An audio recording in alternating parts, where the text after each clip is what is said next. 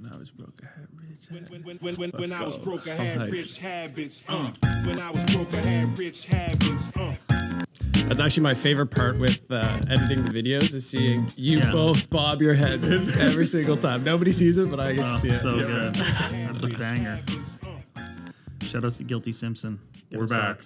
Yeah, we're back. Season 2, episode 10. 10 or I'm pretty sure it's episode 11. We don't know. We're recording a couple here today, so we don't know what order they're actually going to come out on. But 10 or 11. Thanks for joining Master Keys Podcast. I'm Chandler Haliburton. I'm Neal Andreino. What's going on? Not too much. Today we're sitting awkwardly here today. We are sitting awkwardly. We have a full table here today with 4 people. We're going to be doing an episode. We're going to do our usual intro with kind of what we got going on, and then we're going to jump right into chatting with the guys that are helping us produce this thing and go over some of the questions they have, some questions you guys have sent in, and just our overall kind of, I guess, goal for the Master Keys podcast. So yeah, starting off, what do you have going on? We had some calls this week going on, changing plans. Right. Yeah, I'm trying to figure out a couple things. I mentioned a couple times on the show about this collection of 9 parcels that are adjacent to some other stuff that I own that just make a lot of sense because of their proximity for me to purchase. And I've started to go through my due diligence from a planning perspective as to what I could one day build there, because there's stuff there now, but it's a mixed bag of duplexes, single-family homes, vacant lots, a 16-unit, a 3-unit. Like it needs to be consolidated, and the idea would be one day to tear all that down and build new. But it's a really quirky site that you wouldn't think, because you've seen the site. It's long. It's nicely shaped. It's a lot of parcels, and it's a good-looking site. Yeah. However, it backs onto a lake. And along that lake is a walking trail. So the first thing that I was concerned about is the center plan, which in our area determines what your height. Your height there is limited at 14 meters, which means 4-story building. All right, that's not too bad. Then there's another requirement because you're adjacent to a walking trail. You can't put that trail in the shade for more than a couple hours a day. That's kind of crazy. Yeah, so they want that to remain in the sun. So you have to do a shadow study to see how the shadow is cast over that trail throughout the course of the day, and no one area can be covered for more than a few hours. I don't know the exact requirement, but that also limits where you sit the building on the lot based on its sun orientation. Long story short, you're not getting 4 stories. Well, no, I am able to get 4 stories, but it requires a little bit of an angling or a setback of the property, which it turns out I have to do anyway, because there's a setback from the lake, any sort of waterway, any sort of permanent water of 20 meters.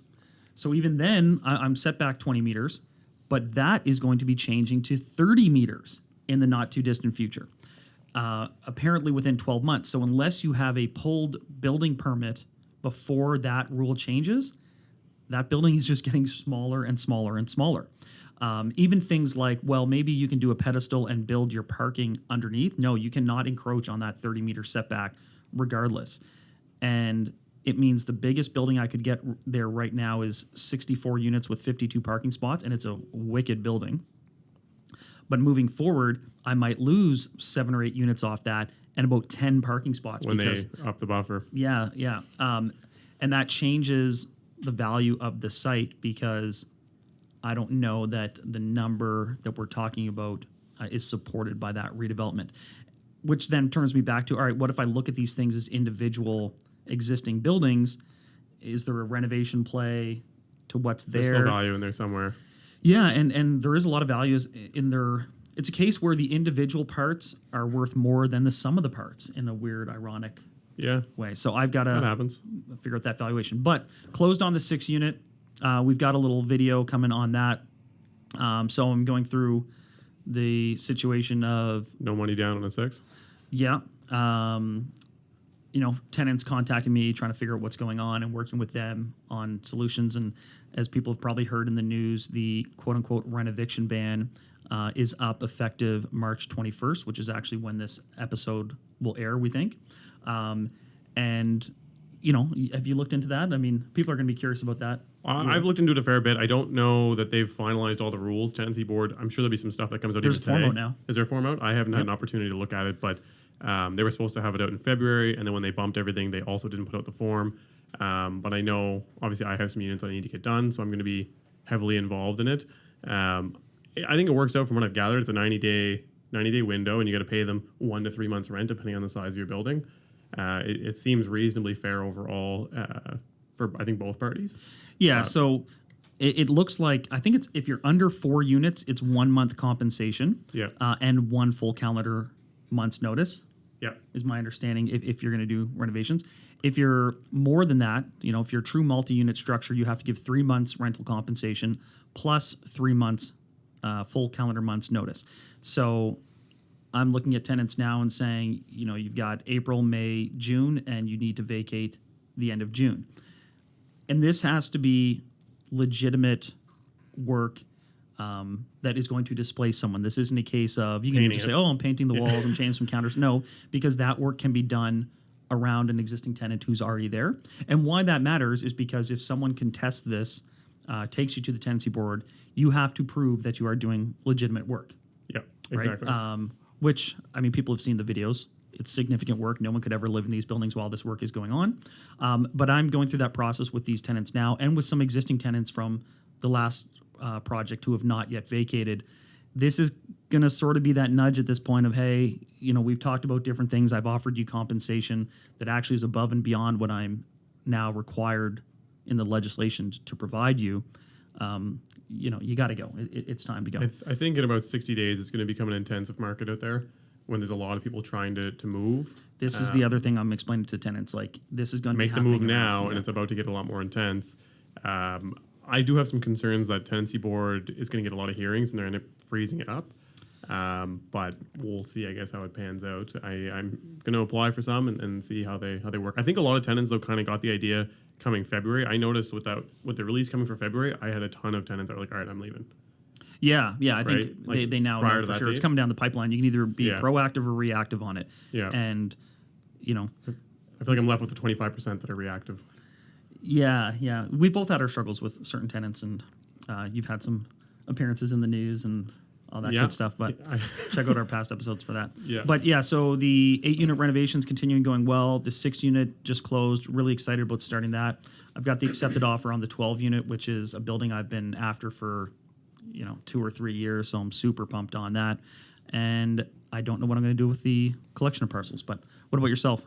So it's funny, actually, I guess same seller brought me a collection of parcels for the same price and a different part of town. So I'm now working through that to see if it's worth it. And this seller is apt and understands the market, and so he has priced everything to exactly its market value.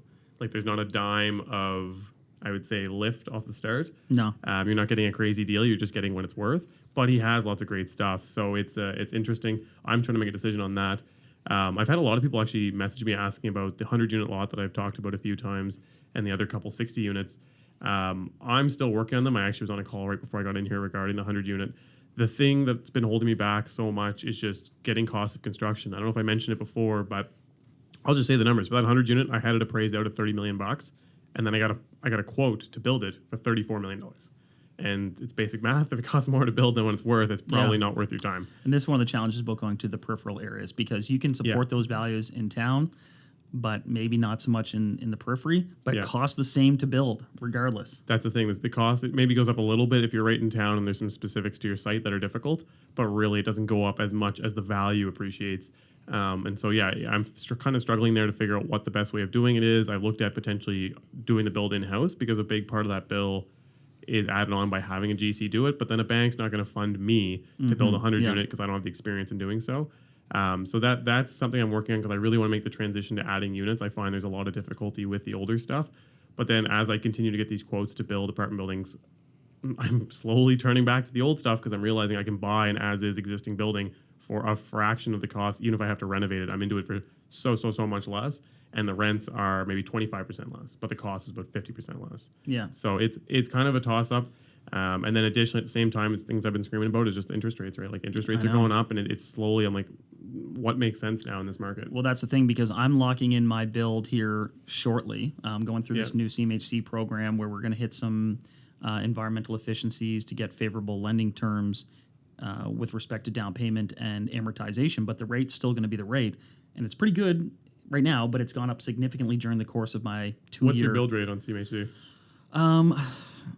I don't know, because you don't get it through CMHC. You still take it out to the lenders, yeah. right? CMHC backs it, but it's still whatever lender rate's going to be. It's going to be probably in the mid threes, I would say. That sounds about right. But that's up significantly from 18 months, 24 months. If you go down that road of building, the question is not what the rate is now. It's what is it going to be in 24 months? Because you can't lock in that rate until you've got permits, until you've got plans, and you can submit the whole file. Yeah. So yeah, I mean, I think that's about it. I haven't written any contracts for myself recently. I'm finally closing on that 16 that I talked about that had environmental issues. I talked about like 3 months ago, maybe 4 months ago. I finally have a date set. It's the end of the month. We're going to close. Luckily, that seller is super relaxed, and they understand that there's some issues with it.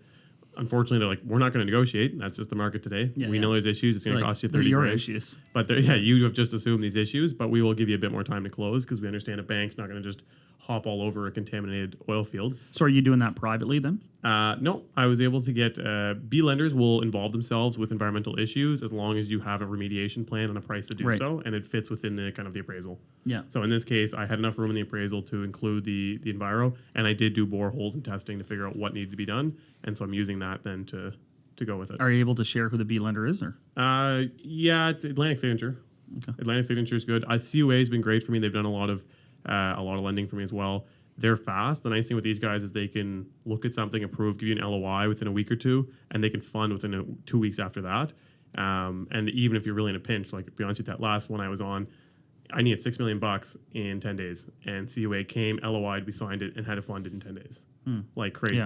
Yeah. As long as you have the appraisal there, they were able to kind of basically say, look, we have the appraisal, everything else lines up. We'll get the rest of the docs from you after closing, basically, and get it done. I don't think it's something they do all the time, but it was an exception that was made to make the deal go through. So right on. Yeah. Cool. So let's get into today's episode. Like I said, it's a special episode. We have two guests with us, Tristen and Brad. They are our marketing strategy team and our videographer and editors. They're involved in everything. They joined us with B&V to basically help grow, market, create the podcast for what it is today. Chandler and I have no skills on a on a computer. Noticed that the game has stepped up a little bit. We threw Chandler's BlackBerry out to another level. No, we haven't. He still has it, but sign the petition to get Chandler on an iPhone. Yeah, oh, man, this is rock solid. Well, I just have to say that was like so difficult to stay quiet during that because I just have so many questions for like to see you guys. You guys have been like, I don't know if you feel this way, but listening to these guys editing the podcast, they're clearly experts and I'm not. Yeah. So I'm constantly like, I wish I could sit here every episode and just be like, okay, what does that mean? Why did you do that? And what was the decision behind that? So like, that's just how my mind thinks all the time. Yeah. Cool. We need someone who's doing that. That would be actually all the time. Pause for a second. But how about you guys introduce yourselves right off the hop? Yeah. I'll go ahead. I'm Tristen. We met this is our first time meeting in person, but originally from Toronto, Nova Scotia. Went to St. FX University, played basketball there for 4 years, and have always been like the biggest YouTube nerd you've ever met. Like I just love consuming content. Yes. Influencers, vloggers, chefs, home improvement. Like I just love. Yeah. So to have the opportunity to work with you guys like experts is just another opportunity to learn and do what I love at the same time. Awesome. Yeah. So I'm 24. I'm Brad. I went to the Mount. I did PR originally and then marketing. I left there actually, didn't finish my degree and started working for East Coast Lifestyle. Started off as a videographer, transitioned into photography, and now I basically do anything digital. So working with you guys, I produce another podcast as well. But yeah, it's been a blessing to do this type of work with you guys. We're learning lots. And I was excited when you reached out originally. Or I don't know if Abdul gave me your information. Yeah, shout out Abdul. He listens. He was like, you guys need work. Yeah, so Chandler and I were looking for some people to help us with the social media. We had signed on B&V to take over the podcast. It all started really literally like super grassroots. It was my office in Dartmouth. We slid my desk over. We hung a black curtain. Yeah, and like I looked up like sound blankets, and they're like $100 each. I was like, no. Moving blankets, $8 each. Right. Amazon. Amazon moving blankets. Is that where you guys were with like your original TikTok clips? Like there's a kind of a dark room with like a like a mini fridge to the right. That is a dungeon. That is the one. Okay. I always said it had looked like a Canadian. It looked kind of good. It looked kind of good, and that's something I want to say is that before Brad reached out to me and said, "Hey, we have a project. Do you want to tackle it?" Like I've seen your guys' content before. Yeah. So it's like you guys, as much as you say you didn't know what you were doing, I think you're thought leaders in this space, so you're always going to rise to the top, anyways. Yeah. It went okay. I'm not gonna give a credit to Tanner McDonald. He's not here right now. He's in Ireland having a good time for St. Paddy's Day. Wow. But he was the one that came on board and helped with us to kind of build the space. Got it. He figured out all the gear that we needed. He got the lights. He put the thing together. We needed more lights. Obviously, it's a little dark. But he went out there. He got all the blankets up, and he got the mini fridge, and he put it together Nice for one. us to get Yeah, us it looked rolling. good. Yeah. So, and if you actually if anyone watched any of those, my desk is actually still sitting there, like 2 inches off the front of the desk Yeah. that we're sitting at. And man, like the AC unit would kick in during the middle, so there'd just be like this fuzz coming over. There was fruit flies there for a little while. Yeah, too, it was a mess. It was a mess. No, it was good. So I Start do have somewhere. a question, and I think Yeah. I think Brad wants to get into this too. Like, what urged you guys? First of all, like, how do you guys know each other, and what urged you to start a podcast in the first place? Do you want to start with how we know each other? Yeah, well, I mean, we both work for Remax Nova here in Halifax, and I actually made this comment to someone today. We had crossed paths a little bit around the office, but the longest we had ever spoken to one another was that first episode of the podcast by a wide margin. Oh, big time. Yeah, we had 5-minute conversations. And I was always, I love talking about this stuff. I love sharing the information. I genuinely feel it changes lives. So why would I not want to Chandler share loves that with- talking. I do like to talk. But I think it helps people when they know this information because it can change their life. And if I care about someone, why would I not want them to have this information? And so people would say, why don't you make a course? Why don't you start a podcast? And I had never listened to a podcast, let alone Really? wanted to make one or anything like that. But I thought I would like to develop an online course or something like that at some point because I'm also a big believer in coaching and those tools. And I just heard, or you had mentioned that you were considering doing a podcast. And I didn't know you well enough to sort of throw myself in there, but I was like, listen, if you ever want someone to do it with, let me know. Yeah. Yeah. And then you took me up on that after trying out other people first. Yeah, like to double down on that. So yeah, like you said, we had never really talked in the office. We just in passing, he'd be in there like blasting off like 14 contracts and printing them out and like on the phone, 2 phones, like just going nuts. And I was like just trying to do my one deal off in the corner, and we chat for 2 seconds. I'm asking him a question or whatever. And then yeah, we had the conversation about the podcast one time, and I think it's because you have a colleague that does some online coaching and different things like that. And we had a conversation like online's becoming the new game. Like it's funny that even in the real estate world, like selling a house, you can do it through Instagram now. So we were having that like kind of mind blowing conversation. And then yeah, we talked about the podcast. I remember you sent me a text, and like literally like a day later, I just got a text from Chandler. Let's do it. Period. Nice. And I was like, all right. Yeah, that's right. I've got a client, really good buddy of mine. I've known him since junior high. And when I got into rental properties, he was like, hey, I kind of want to get into that too. And he, very, very savvy, sharp guy. He quickly grew to 100 doors in a short period of time. And he's big in that coaching space, like that marketing coaching programs. And he effectively developed a real estate coaching program and just did like a beta test of it, sent it out there, and got 30 subscribers to a $1,000 US course over 10 weeks. Oh my God. And I'm like, you just made 30 grand US just spouting the things that I told you. And that kind of made it click to me. I'm like, he's working smarter than I am. So Yeah. Yeah. For me, I think it was like I'm the same as you. YouTube nerd, massive content Yeah. person, like obsessed. That's what I grew up on. yeah. Just watching everything, whether it was vloggers, gamers, Nice. lifestyle stuff, Yeah. anything I wanted to learn, I learned it on there. You're an iPad kid. I'm an iPad. Yeah, I actually never had an iPad, but I had like a gaming laptop, which again, that doesn't even make sense because laptops shouldn't be for gaming, but I had one. Right. And I would just like spend all my time watching YouTube stuff. Like Yeah. everyone wanted to watch TV, and I was just like, nah, like I like the unfiltered raw. Sure. And it can be like specifically what you want. There was no commercials, like the whole idea. Anyway, so I did that, and then I always in the back of my head was like kind of fantasizing about being one of these guys that could teach people about that because I loved doing it. And I saw like the Graham Steffens of the world, Ryan Serhant, and those guys are very successful in their industries. But on the flip side, like not to sound cocky, but their numbers that they were posting, I was like, hey, I'm doing these numbers. I was like, Oh, man. Yeah. like Graham Steffen had like 500,000 subs, and he had like 15 doors, and I was like, wait a second, Right. I have 55 doors, and I'm also younger, and like so. Anyways, I kind of And was like, better looking. yeah, what's up? But like, I was like, oh, maybe there's an opportunity there because I find people do tend to click on the clickbaity style captions. Like, so maybe I can utilize some of the things I've done to capture people, then show them my interest in this space, and then also teach them and help them do it. And so that was what originally kind of drove me into doing it. And then it kind of just went from there, where I actually started an original podcast with another person, and he's in banking and he was unable to do so. And then that's when Chandler and I chatted, and it kind of went from there. And now we're here. Yeah, it's also a lot of that content that gets produced out of bigger centers or out of the States. Yeah. People would come to us having learned a little bit from that content, and then none of it's applicable. So like, people are getting misled a little bit. It'd be great to have actual information that you can use right now in this market, in the Canadian market especially, without all the acronyms that are really catchy and good to have in YouTube videos, but don't necessarily carry water in the real world. But that's a very, very long answer. Sure. No, it's good. It Question. changes so rapidly too. That's what's so cool about this podcast is like every week it's like, oh, interest rates are changing. Oh, this. You learn something constantly with every episode. So you guys make our job very easy. Yeah, very easy. I appreciate But that. are you not like, and it makes sense for Neal for some reason. It makes sense that you're the image of call it a social media influencer. A dig. No, I'm saying. You're cool too, Taylor. No worries, man. And I don't know who should be feeling dissed about that statement. So this is what I mean. This is why I'm getting it out there. I'm being as comfortable as I can be.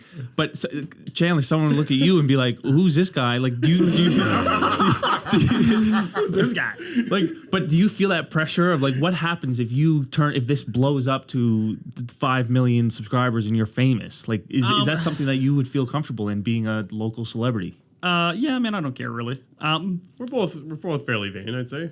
Yeah. Like, I mean, You had somebody spot you the other day, eh? Yeah, we were talking to we do this every day. We're like, hey man, someone today rolled down their window and said, "Hey, Master Keys." Yeah. Hey. Yeah, it is kind of cool. That's awesome. I guess I never really thought about it that far in advance. Like, I just, I've always sort of been an extroverted person. Yes. I don't really mind what comes along with that. The tricky thing is, I also, say what's on my mind, and we kind of have tiptoed around some subjects in the past. A lot's happened in the short time that we've been doing this podcast, from the housing crisis, elections, Freedom literally convoy. a war. I didn't think you were going to say truckers. All of these things. And there's been times where I think we've both been nervous. Our clients are going to see this, and what if people take a different stance? And housing is such a contentious issue right now, and we're pretty transparent on our roles in it and how we feel about it. Yeah, I don't know, but it is funny. Like, I've never watched a podcast still to this day. Really? Yeah, not Never? really. Actually, That's that's one of not ours. true. That's not true. I guess I've watched. I've started watching a couple things through YouTube, but That's initially I was like, I don't know how we're going to consume this. Like, where do I listen to it? But I think that's why it works. The fact that you aren't afraid to speak your mind is why you can see a clear separation in the market. The Master Keys is growing, and you guys are getting noticed on the street, is because you're not afraid to say what everyone else is thinking. Don't forget to hate, comment, subscribe. Comments. Actually, we should we've run seen into that. some of these comments. Yeah. Let's. What do you we think? want to do a meet. Well, it's just like so since managing your guys' profiles, like TikTok especially is awful for the hate comments that you guys get. Crazy. It's I had to download the app just to see what was going on. People are angry. They have a TikTok app they're for angry. BlackBerry. They do have TikTok. Oh, actually, do they? They do. Wow, that's good. So like you guys are, there's people that love you, and then there's other people that are like, these guys are ruining the market. You guys are the root of evil in this. Yeah. Why you're causing all this turmoil, which just isn't true. So we did want to bring a couple up. Mean tweets. Well, we didn't get the meanest ones, but people the biggest. Some raise legitimate questions. That's right, and the biggest driver of all these comments tend to be pricing, and saying that you're driving up all these prices. So when people see that you guys are renovating a apartment building, they're like, oh well, thanks for raising our prices. I can't pay groceries now. Yeah. What does that make you feel? So, like, right off the hop, it's funny. So I just pulled for this next round of financing, I had to pull out my spend on some of these buildings, and so I just pulled up on the last 12 units that I did, and I spent like a little over $900,000 to get those buildings to where they needed to be. And realistically, when I bought them, multiple units were vacant due to the fact that they were in such rough condition that they weren't even livable. Right. So it's like, yeah, the new rents aren't necessarily going to be $800, but they physically just can't due to the fact that I had to get them to where they were. And prior to that, first of all, the ones that were being lived in were like mold, like they were literally a health hazard, and they're now like there was a bunch that couldn't even be vacated. So I actually added more inventory to the market. So I know, yeah, they're not super affordable prices, and people don't love that, but 90% of these buildings that we're taking on are requiring substantial renovation. And yeah, people are living in them, but they're living in degraded settings that they really shouldn't even be in. Like they're not safe. If someone were to come through as like a health and safety standard, you couldn't physically live in those buildings. There would be some like there's asbestos, lead, mold, wiring that could cause a fire, plumbing that's leaking. Like it just goes on and on and on. So I don't know. I don't love the idea. I understand that like we're raising the rents in areas that are sometimes a little bit lower than that when I got in there. But I guess the objective is to make inventory that's good and housing that's actually proper, right? Versus like it's not just to come in there and be these super greedy people. And realistically, like I think people forget, but the margins on this are not like when we're talking 4 or 5% caps, that is the amount of money that you're effectively making off of that investment property, right? So like these places are capping at 5.5%. So if you had $1,000 property, you're making like $55. Like it's not like we're just pouring money over hand over fist. I think the other thing to like for people targeting us specifically, they forget that Chandler and I have jobs and businesses outside of this. And that's what we're living off of. That's how we're paying our bills, right? Like it's not like we're just like I'm taking all these rent checks every month and I'm like, oh, I got no bills. I'm just gonna take all this rent money and go blow it on something. Like you know what I mean? Like rent comes in and I margin, like I squeak by after all the mortgage payments come out, right? So and as interest rates climb here and as all these things go up in cost, if it starts to flip the other way where it's a bit negative, no one's gonna be sympathizing like, oh, we're gonna up our rent $50 to help you out to keep this building so it doesn't get foreclosed on, right? So The other thing too is this is the one I come back to is that affordability is a spectrum, right? To one individual, they're struggling to find a great unit for $1,400. That's Right. There are other people out there struggling to find a great unit for $1,200, and there's other people out there struggling to find a great unit for $1,700. Affordability doesn't just mean one thing; it's different for each person.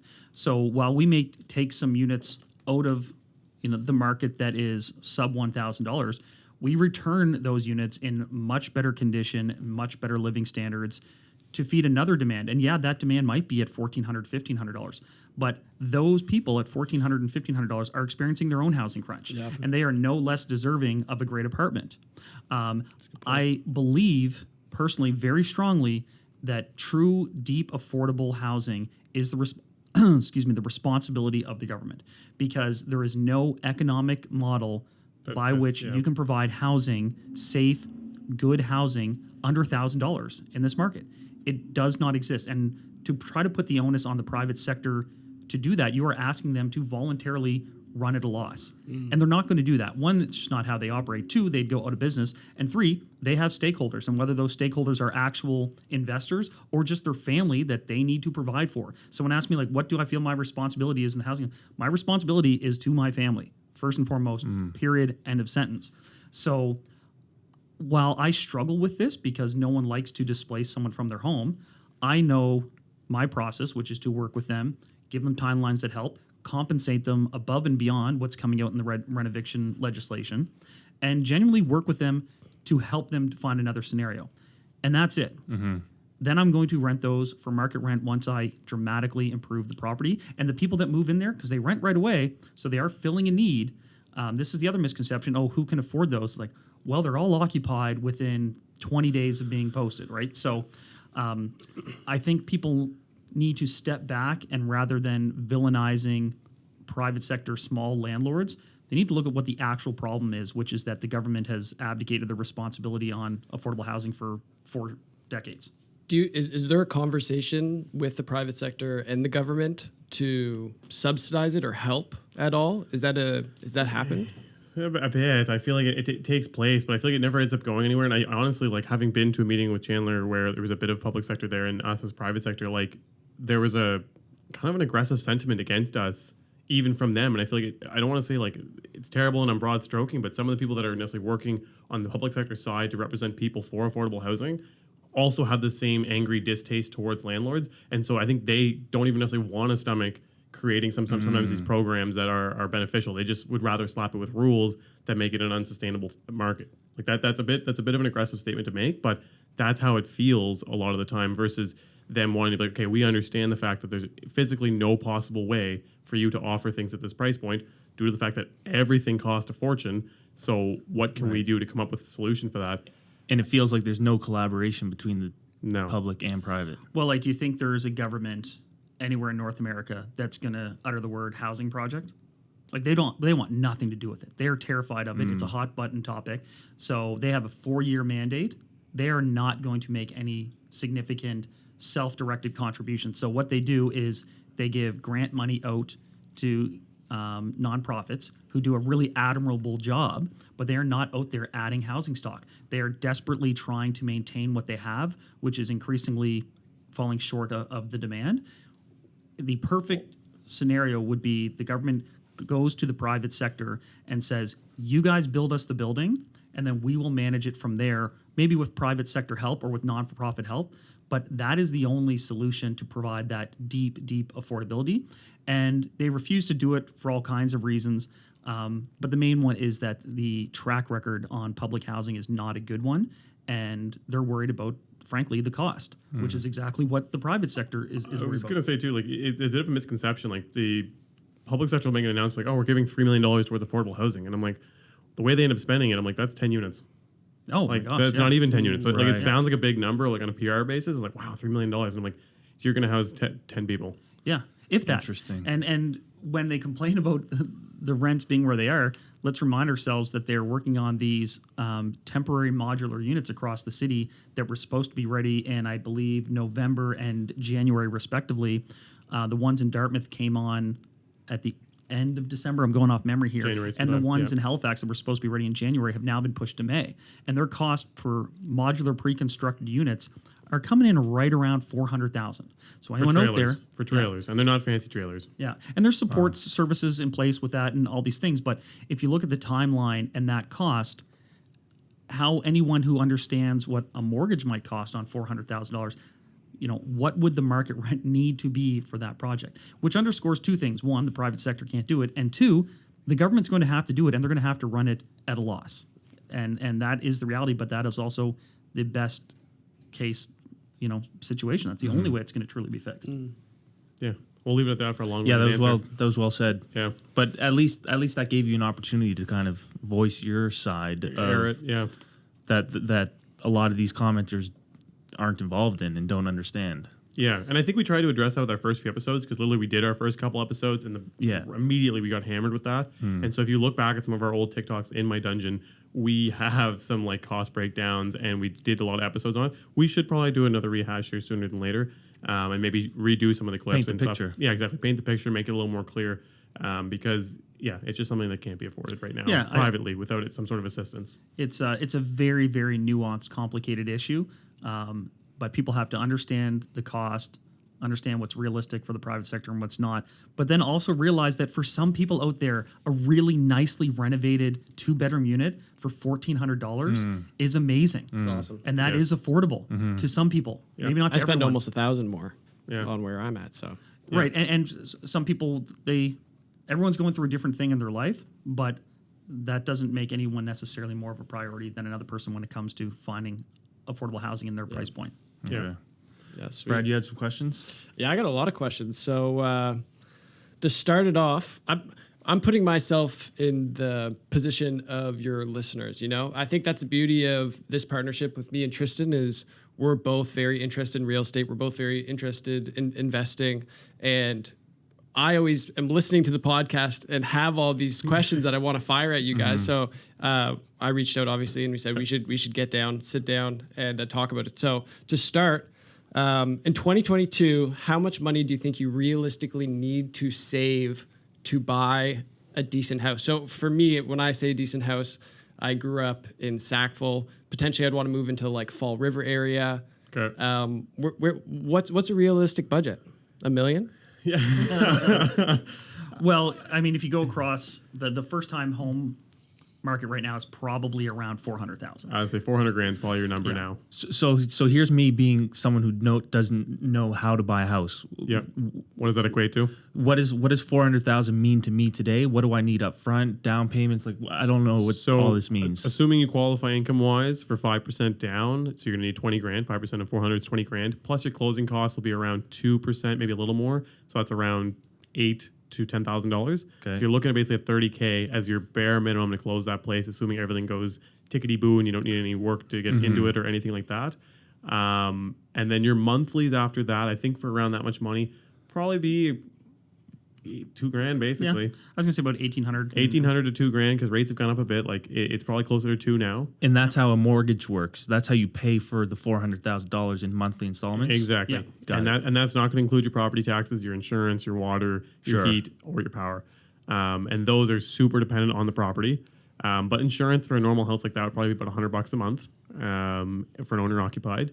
And then taxes will, again, this is something for Nova Scotia, and I think it is everywhere. You might get a tax assessment right now that shows it's only $2,000 a year. The second you buy something for $400,000, it's going up to basically $4,000 a year. Okay.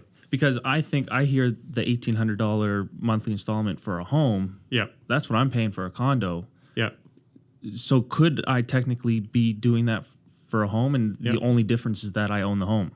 Yes, exactly. You're obviously on the hook then for all the maintenance and everything that goes along Yeah. with it, but you're paying your house. And of that payment right now with rates where they're at, roughly 45 to 50% of that payment is going Right. towards principal. So you're actually paying your house down by $900 a month. And the only difference is that I would have needed the $30,000 up front in Yeah. order to be eligible for that home. Instead Yeah. of a condo, I didn't have to put $30K Yes. down. And And oftentimes income. that's the barrier to entry for some people is they can't get ahead on the down payment amount because they're paying off student loans, they're paying their rent, and it's harder and harder to come up with that down payment. Yeah. On and 400,000, that's the unfortunate reality. Like the opportunities to find anything under that Yeah. in HRM proper are very, very limited. Yeah. So you can imagine if someone's saying, Small well, condos. I'm going up a little higher or bidding more, and it's ended up around 450, 500. It's also why it's challenging to buy on a single income. These are the real issues facing first-time home buyers where, I mean, when I got in, you could find something around 150. It'd be a semi-detached home somewhere. So, I need a time machine. yeah. Yeah, my first house is 240. Yeah. Yeah. So.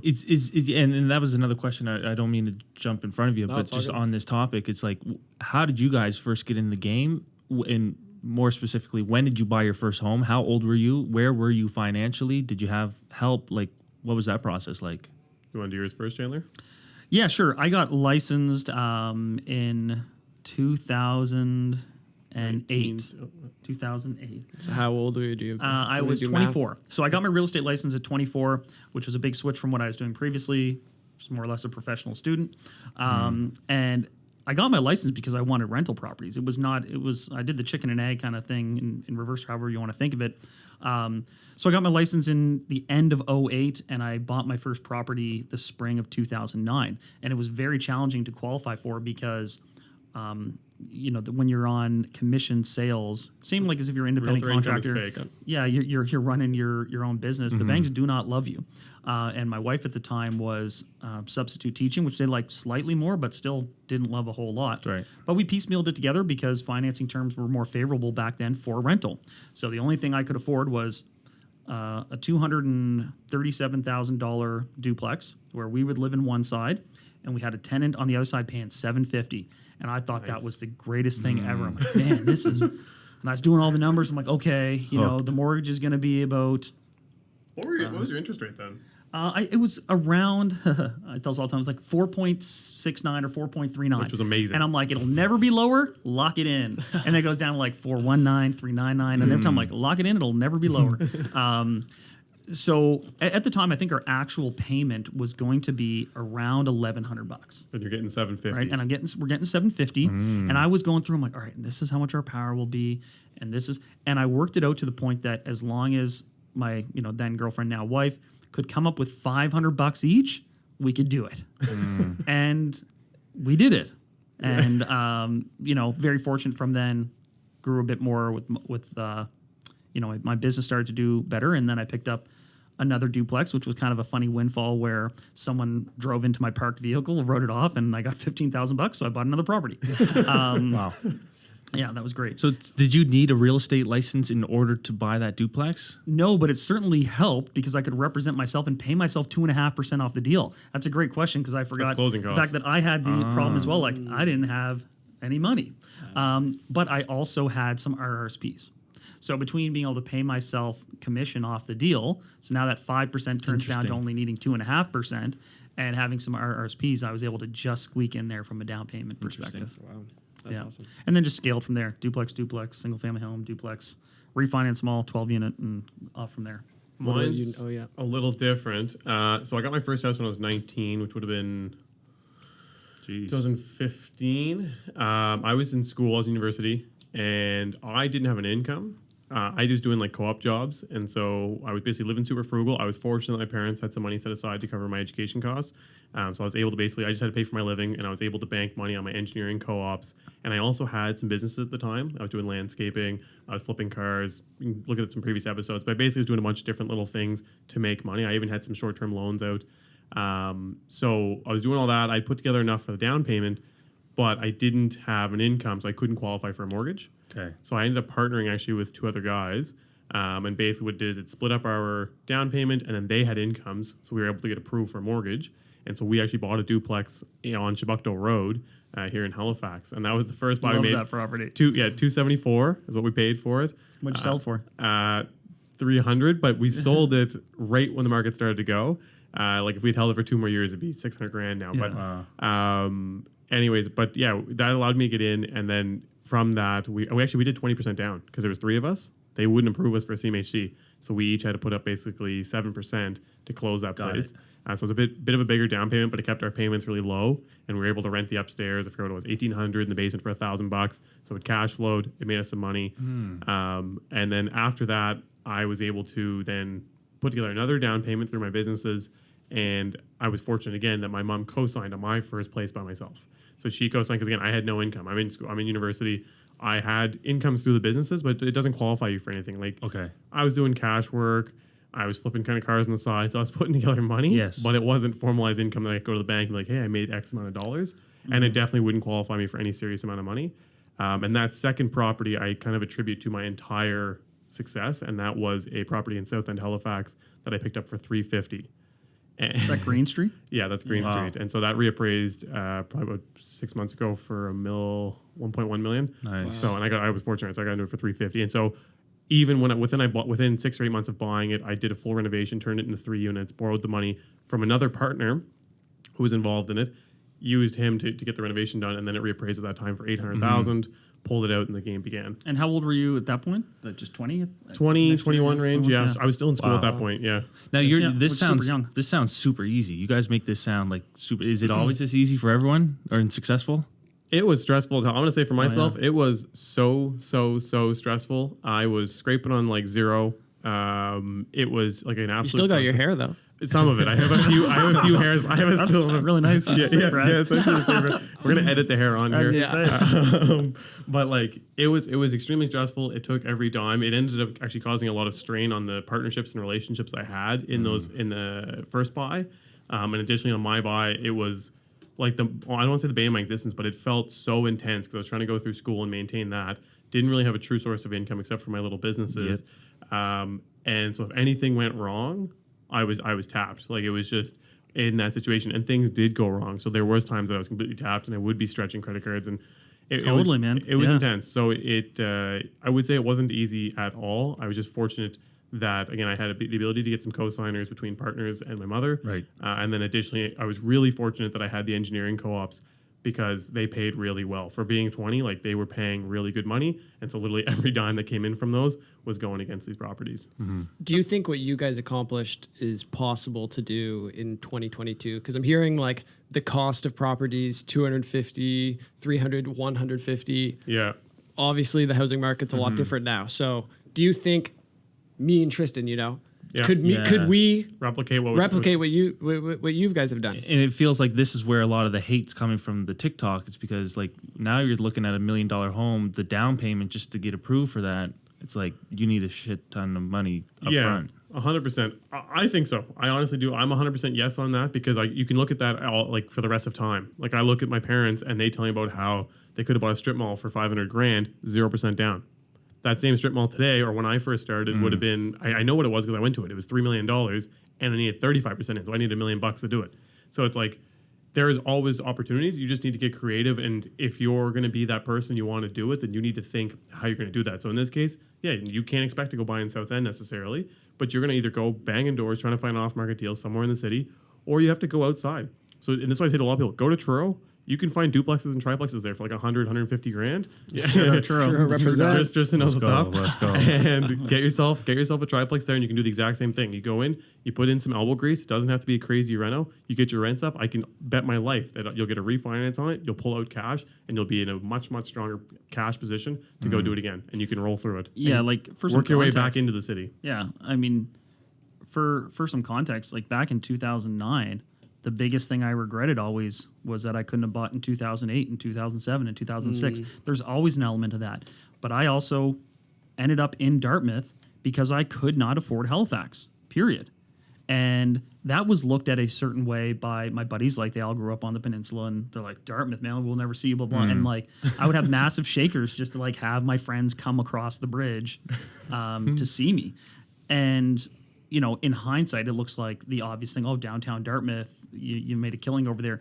Well, at the time, that was not what everyone else was doing. And so in this moment, you have to find like, well, what is everyone else not doing? And there's going to be some ebbs and flows, and certainly the cash outlay is different than it is now. But there's also some creative programs, and people are thinking a lot more outside of the box than we were back 13 years ago. I mean, even I never took private money. I never did partnerships. I was very conservative, and I probably could have expedited my growth if I had been more creative and if I had access to more information. Like when I was coming up, there was no podcast talking about any of this Just stuff. about to say there's no Master Keys podcast. So you were left to reach out to people. I mean, I would try to like reach out to people if I could find them like on the internet somewhere and pick their brain. And now I think there's just so much access to information where, yes, the prices are higher, but the creativity is on another level. Yeah. I'm going to double down. One last thing I'm going to say is I'm from Ontario. I intended to go back there and do real estate there. The average price in Ontario when I was getting my first place was $800,000. So basically the equivalent for me was to stay in Halifax and do it in Halifax. Right. And so now Halifax has gotten to that price point that might not be a great place to start. You start looking at peripherals and working your way back in. Probably my biggest question of this episode I want to get off my chest is what the hell does refinance mean? Because watching your guys' episodes, you say it all the time, and I'm like, oh, it would be nice to know what this actually means. And I could Google it, but I want to hear from you guys. Okay. So yeah, what we're saying by doing that, this BRRRR model, the beat, buy, rent, renovate, what is it? Buy, renovate, refinance, whatever it is. Right. It basically what you're saying is like you're buying a property for a certain amount of dollars, you're spending a certain amount on a renovation. Now that property is worth a lot more. So if you bought it for 100, you spent 100. So you're into it for 200, but now the bank's telling you it's worth 400 grand. Mm-hmm. So effectively you have $200,000 of equity there. Mm-hmm. You already have financing, but you're refinancing the property that you already own to up your mortgage or up your line of credit to cover off some of that equity. The bank's saying, we're going to give you some of that equity. And so you're refinancing a property that you already own, you already have mortgage on, and they're giving you some of that extra equity back. And basically it's to pay off any things you have to pay off. And the additional cash you're available to then use towards another down payment because it's considered secured debt. Okay. So would they give, when you say they bite into that equity that you own, Cut you a check. they give me, and I can use it for whatever. It's the greatest feeling when you do your first one. It is the craziest. You're like, this is just my money. Right. So you have to pay it back in the form of like that is now the new mortgaged amount on the property. How does it affect the So mortgage? If you kind of think of it as there's two, the bank gives you a loan based on what they know the value of the property to be. So, and there's two ways they can know the value of a property. That's what it just sold for. Or you've hired an appraiser to come out and say, this is what it's worth. So when you buy the property initially, they say, okay, that's what it's worth. We lend you money based on that. And like Neal said, down the road, the property's worth a lot more. You bring an appraiser out that says, okay, I will write a letter effectively to the bank saying this property is now worth way more. But they'll still extend you a mortgage based on that new value. So if the new value is a lot higher, they will extend you a loan based on a lot higher amount. And the excess of that relative to kind of what you already owed on the property, you get in the form of cash. Who decides what a house is worth? Because couldn't I just tell Brad to become an appraiser and say, hey, Joe, just tell the bank that my You're place letting all the is worth secrets more. out. Letting all the secrets out. We're gonna abandon You know what I mean? Like, Patreon episode. I know, like you say then just there was one point in time where like there was Chandler also had his appraiser's license. no, I mean, so this was a serious issue. Like we say this jokingly, but Nova Scotia has like a very unique history within, I guess, like the mortgage fraud history of Canada, because there were some really aggressive refinances done, and I think upon closer inspection, it was realized that appraisers were intentionally inflating the values of the properties. And it was one thing, it'd be hard to convince a local lender that, say, a property in Windsor was all of a sudden worth $650,000. But to go maybe get a secondary lender based in Ontario that just looks at the numbers and says, well, this is an appraiser's report don't know here. what Windsor is.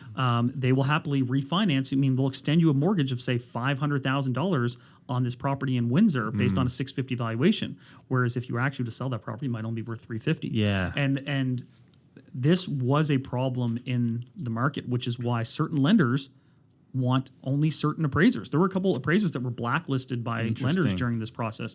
And there were Still people today. there were people who effectively got overextended on these properties because if things went sideways, and sometimes they did, it wasn't always great times in the real estate world, you then could not sell the properties for the amount that you owed, right? So you say that in jest, but it was an issue. Not that people would necessarily go out there and get licensed specifically to that end, but I would say there were some appraisers, historically speaking, that were maybe inflating values. Yeah, makes sense. They're under immense pressure too, because Yeah. like all the property owners, predominantly investors and commercial guys, like it's like, look, if I'm going to work with you and That's spend right. tons of money to get you to appraise all my properties, better make the numbers Seems look like a good. tough job. It's like an official, like a basketball official or something. Nobody's happy No with one, you. no one hates. Yeah, Yeah. They all you're hated. Yeah. Yeah. So, but yeah, that there who decides, and it changes. I think we'll have an episode on appraisals, but it just changes between residential and commercial. But we'll get into that at another time.